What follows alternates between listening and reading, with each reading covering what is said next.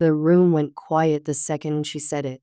Not because she raised her voice, not because anyone was arguing, but because she smiled first. Then she looked at my mother, who was standing in the kitchen holding a tray of fresh coffee she'd insisted on making for everyone, and said, "Oh, I thought she was the maid." The sentence landed so softly that, for half a second, nobody reacted. My mother didn't answer. She simply looked down at the tray in her hands. I noticed one tiny thing. Her fingers tightened around the silver handles just enough for the cups to rattle. 4 porcelain cups. One spoon slipped into a saucer. The sound echoed through the entire living room. My brother laughed, not loudly, just enough to let everyone know he wasn't going to correct his wife. "Easy mistake," he said with a shrug. "Mom likes keeping herself busy." Busy. That word stayed with me, because my mother wasn't cleaning someone else's house.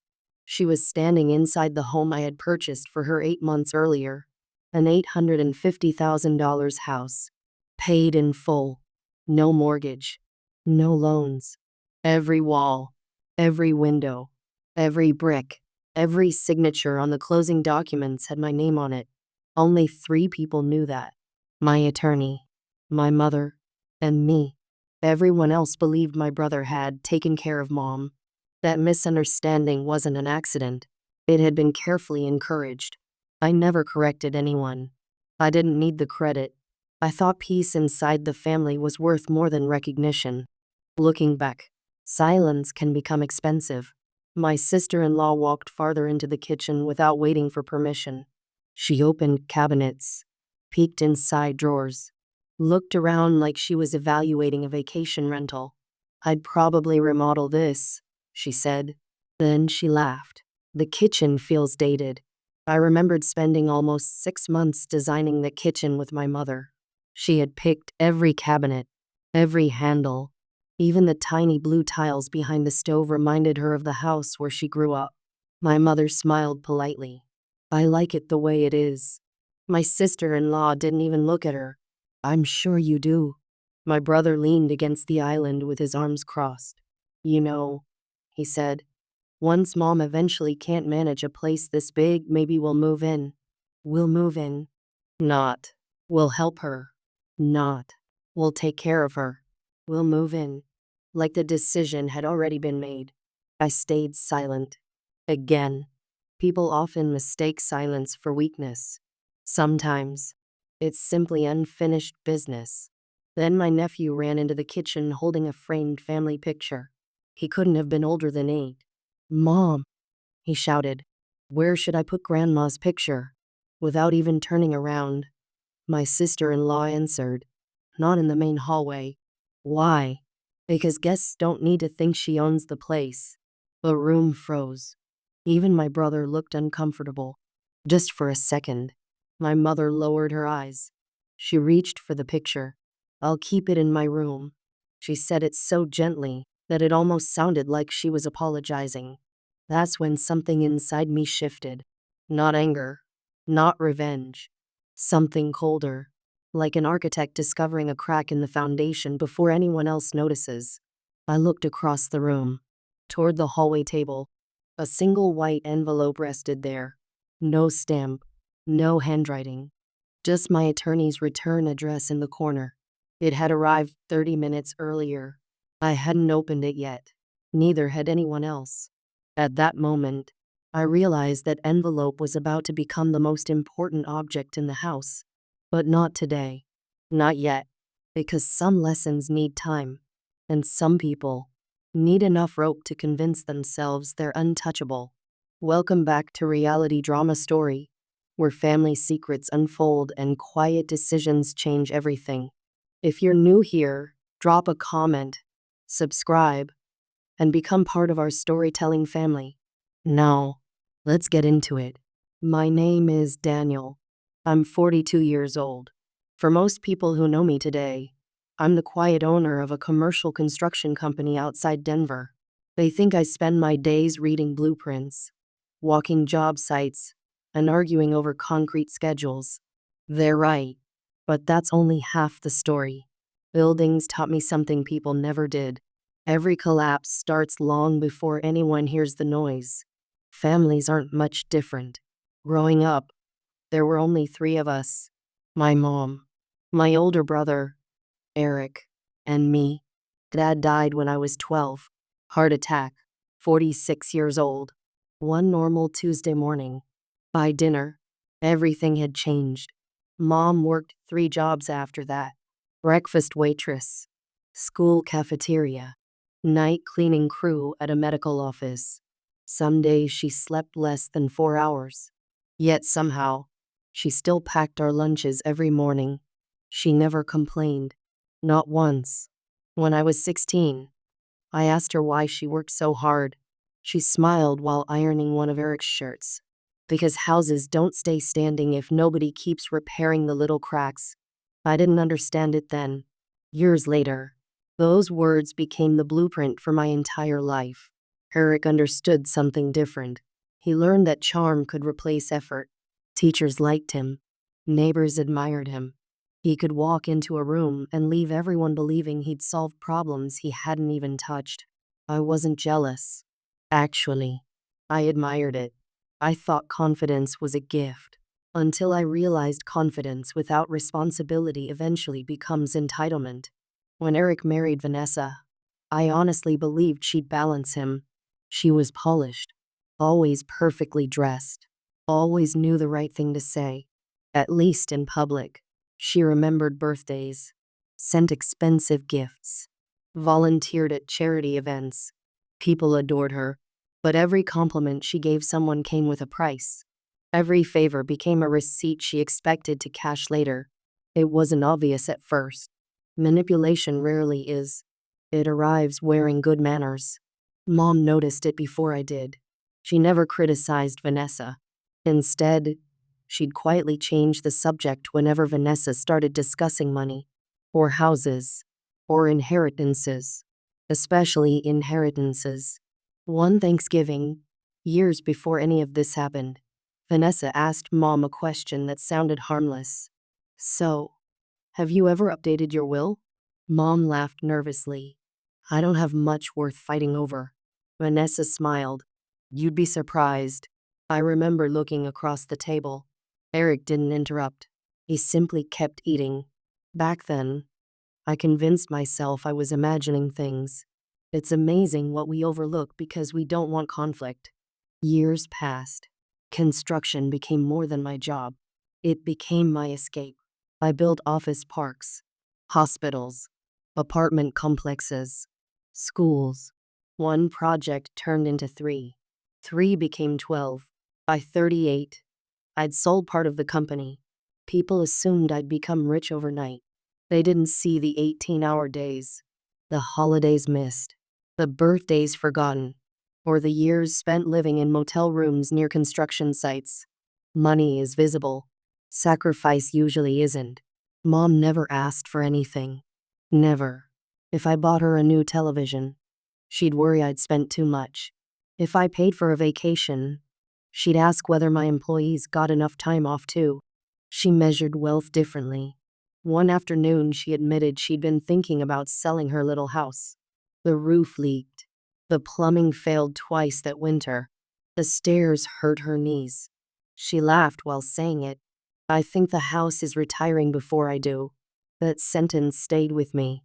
3 months later, I bought the place she'd admired for years. A quiet home at the end of a tree-lined street. 4 bedrooms, large kitchen, sunroom facing the garden. Enough space for every holiday she'd dreamed of hosting. She cried when I handed her the keys. Not loud, just silent tears rolling down her face. "I can't accept this." "You already have." "I haven't. You accepted it the day you spent 30 years choosing us over yourself." She hugged me so tightly I could barely breathe. Then she whispered something I'll never forget. "I hope this never causes problems between you boys." I smiled. "It won't." Looking back, that was the only promise I've ever made that I couldn't keep. The closing documents listed the property under a family trust my attorney and I had spent nearly a year creating. Simple, clean, protected. The details were known only to us. Mom didn't care about legal language. She only cared that she finally had a safe place to grow old. I thought that was enough. I underestimated what assumptions can do inside a family. When relatives asked who bought the house, Mom always answered the same way. My boys take good care of me. She never separated our names. Never wanted one son praised while the other felt smaller. Eric never corrected anyone. Neither did Vanessa. Slowly, the story changed. Friends began congratulating Eric. Neighbors thanked him for taking care of his mother. At family gatherings, people called him generous. He accepted every compliment with practiced humility. I noticed, but I said nothing, because I believed truth didn't need advertising. I was wrong. Sometimes, if you leave a story unfinished, someone else writes the ending. And as I stood in my mother's kitchen listening to Vanessa call her the maid, I realized the ending they'd been writing wasn't just unfair. It was dangerous. Because people who start believing a lie eventually begin making plans around it. And I hadn't yet opened the envelope my attorney had delivered that morning.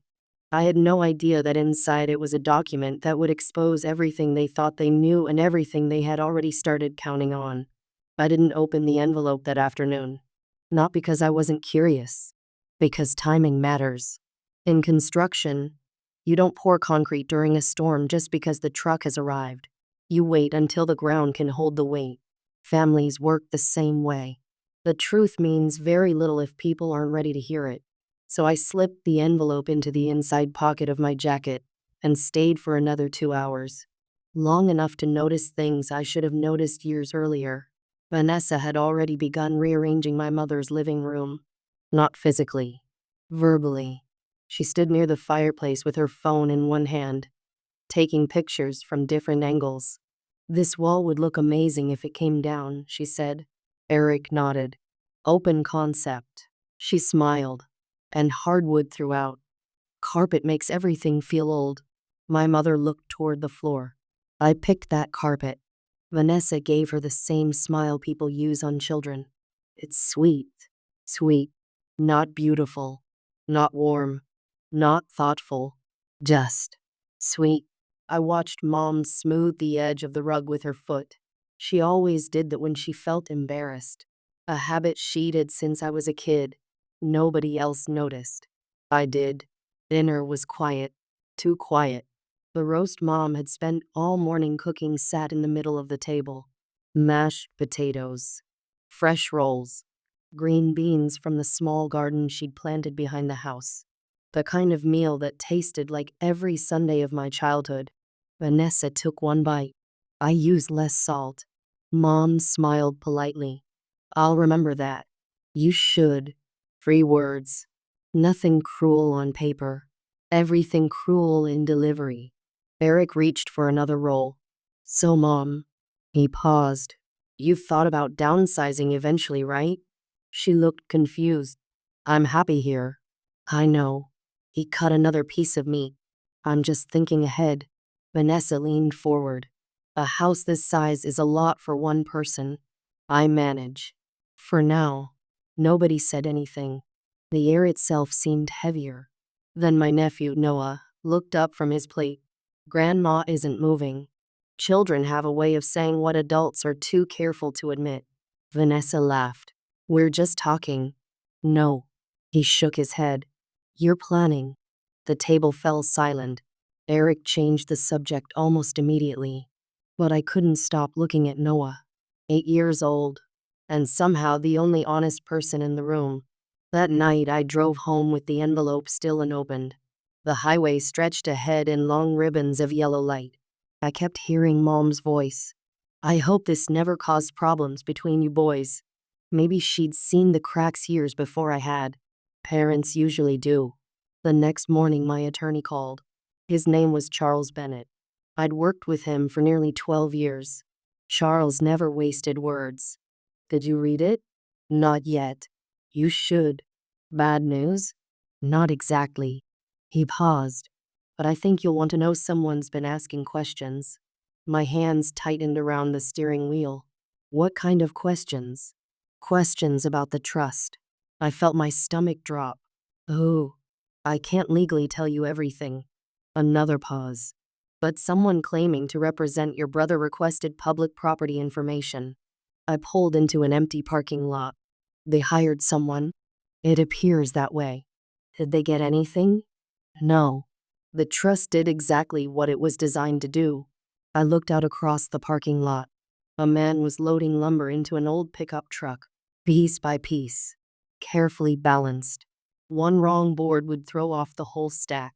Families. Blueprints. Wait. Everything suddenly felt connected. Charles continued.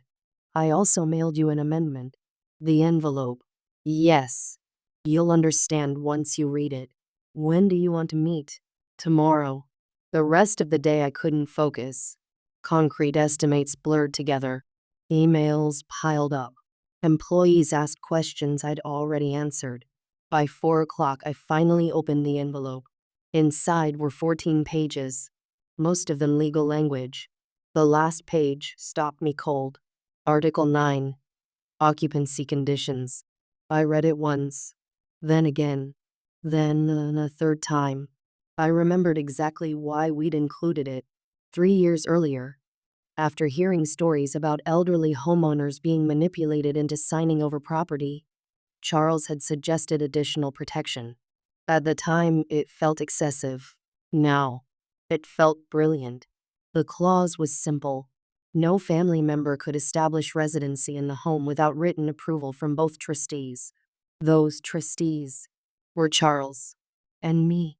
If anyone attempted to pressure, manipulate, or deceive my mother regarding occupancy, ownership, or inheritance, their future claim to any trust assets would be permanently revoked.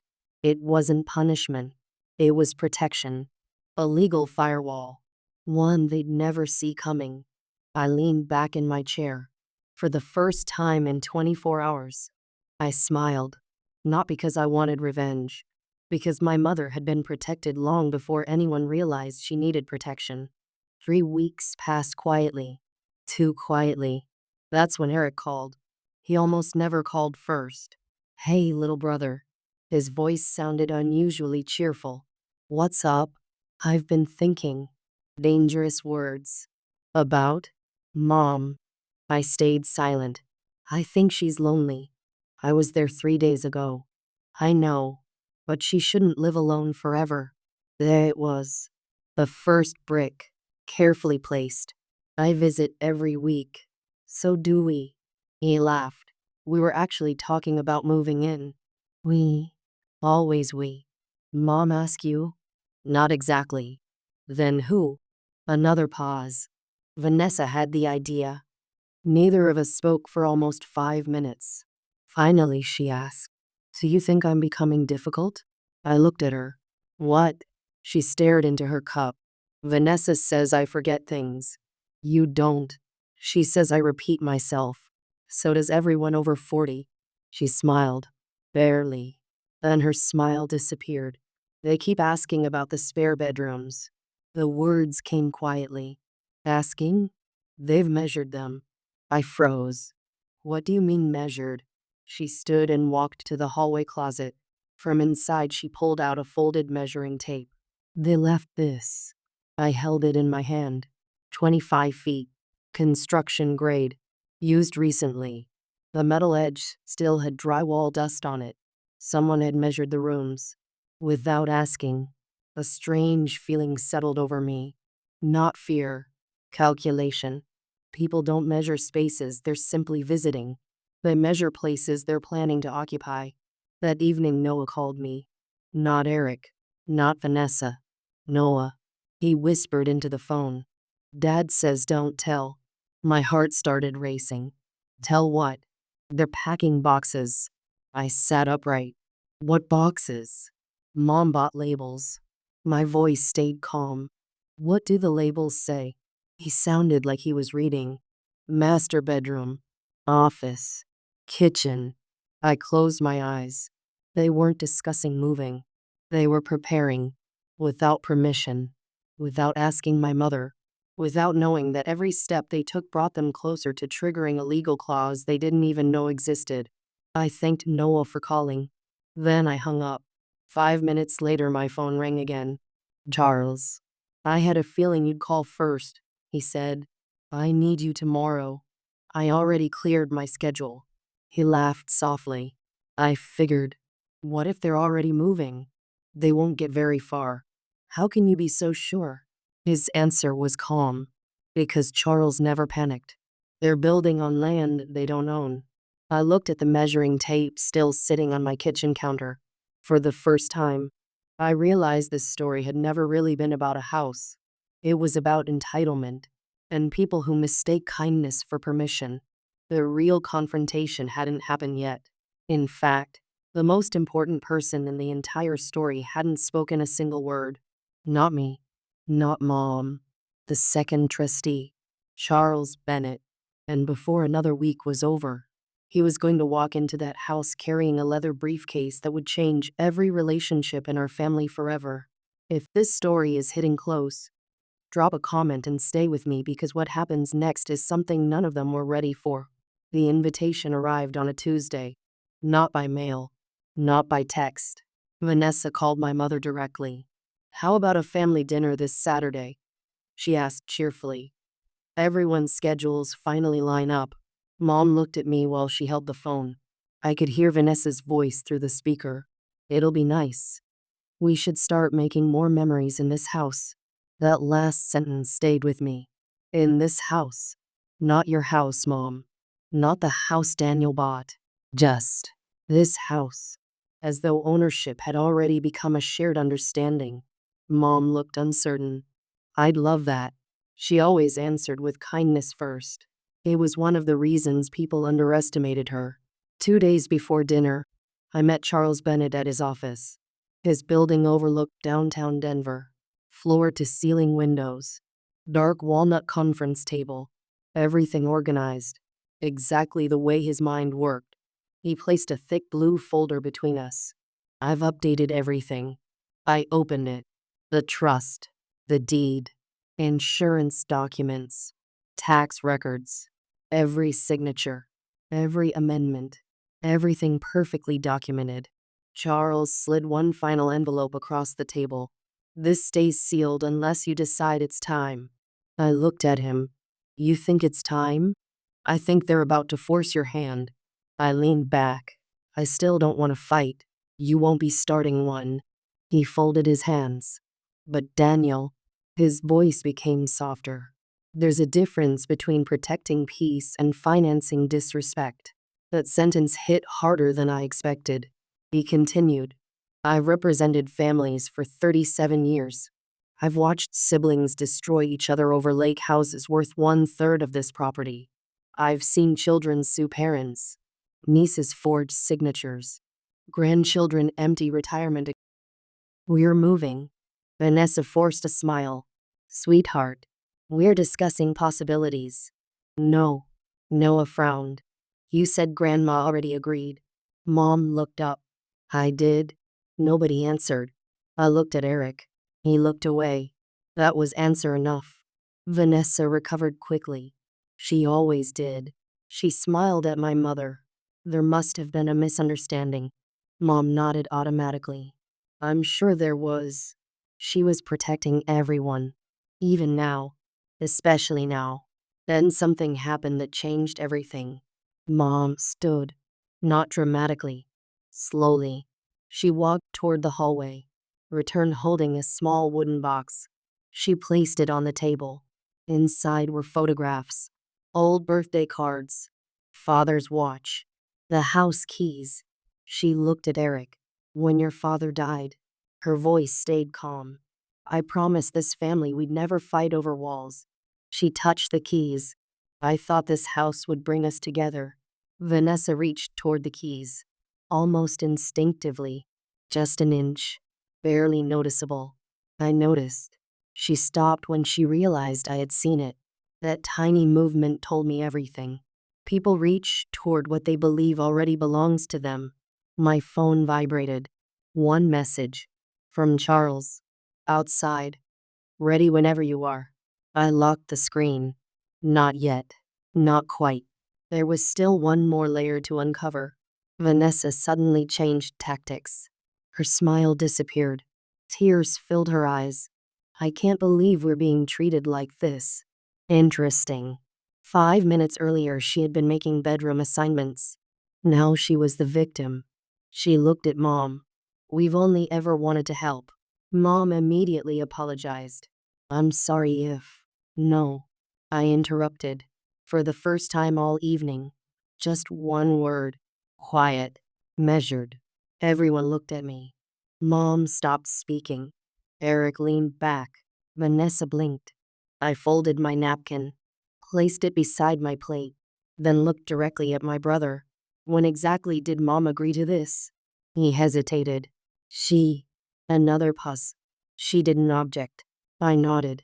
So, I kept my voice even. No isn't required anymore. Nobody answered. I looked toward Vanessa. You measured bedrooms. Silence. You labeled moving boxes. Silence. You assigned bedrooms. Silence. You rented your own house. Her eyes widened. How do you know that? I asked a question. She swallowed. Eric spoke instead. We assumed. I know. I interrupted gently. You assumed. The room felt smaller. Nobody touched their food. Coffee had gone cold. Outside, a car door closed. Charles had arrived. Inside my jacket pocket, the blue folder waited. The trust, the clause, every signature, every date, every protection my mother never knew she needed. I looked around the table one last time. At my mother, who still believed this could somehow be fixed. At Eric, who still believed this conversation could be negotiated.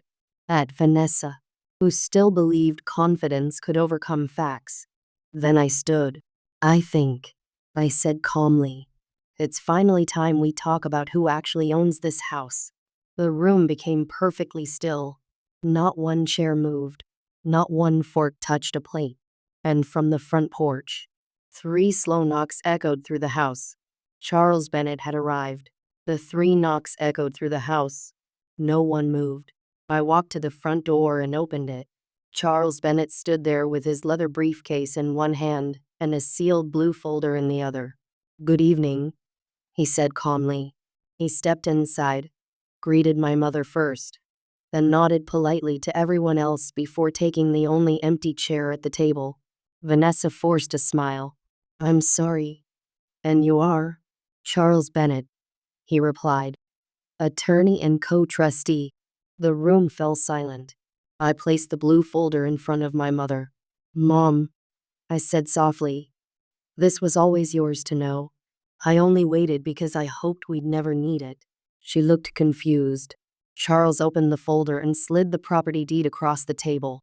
This residence, he explained, was purchased 4 years ago through the Harrison Family Trust.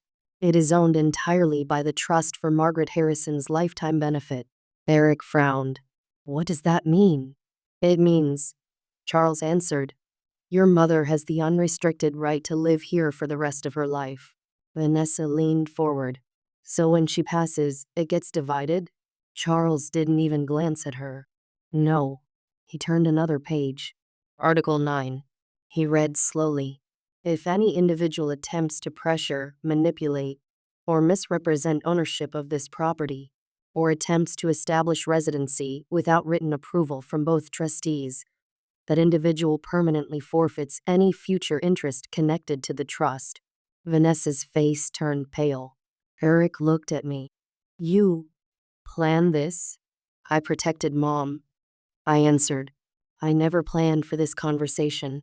Charles reached into his briefcase and placed several photographs on the table. Pictures of labeled moving boxes. Measurements of bedrooms. Rental advertisements for Eric's house. Emails discussing their move before my mother had agreed to anything. Every date matched. Every document told the same story. No one argued, because no one could. Vanessa tried anyway. We were only trying to help. Charles folded his hands. Helping begins with permission. It does not begin with assumptions. Tears rolled down Vanessa's face. She looked at my mother. I'm sorry. Mom studied her quietly for a long moment. Then she spoke. I believe you're sorry. She paused. But I don't believe you're sorry for the same reason I am. No one had an answer for that. Eric stood and then walked toward me. For a moment, I thought he might argue. Instead, he lowered his head. I stopped correcting people years ago when they thanked me for buying this house. His voice cracked, and after a while, I started believing the lie myself. I nodded. That's how lies work. They get more comfortable every time they're repeated. He looked at Mom. I'm sorry. This time, she hugged him, not because everything was fixed, because she refused to let pain be the final chapter of our family. Charles gathered his papers. My work here is finished. Before leaving, he handed my mother one small envelope. Inside was a single brass key. The garden workshop, he said with a smile. Daniel asked me to keep it until today. Mom looked at me with tears in her eyes. You built it? I smiled. For all the flowers you said you never had room to grow. She held the key like it was the most valuable thing she'd ever owned. Not because it opened a building, because it opened peace. Eric and Vanessa left that evening without another word. Over the next 90 days, they sold their rental plans, entered family counseling, and slowly began rebuilding trust one honest conversation at a time. Healing wasn't immediate, but it was real. Every Sunday afterward, Mom invited everyone back for dinner. No seating charts, no bedroom assignments, no assumptions, just family. Sometimes justice isn't loud. Sometimes it arrives in a sealed envelope, a carefully written clause, and the quiet decision to protect the person who spent a lifetime protecting everyone else. If this story reminded you to know your worth, share it with someone who needs to hear it. Subscribe, drop a comment, and I'll see you in the next one.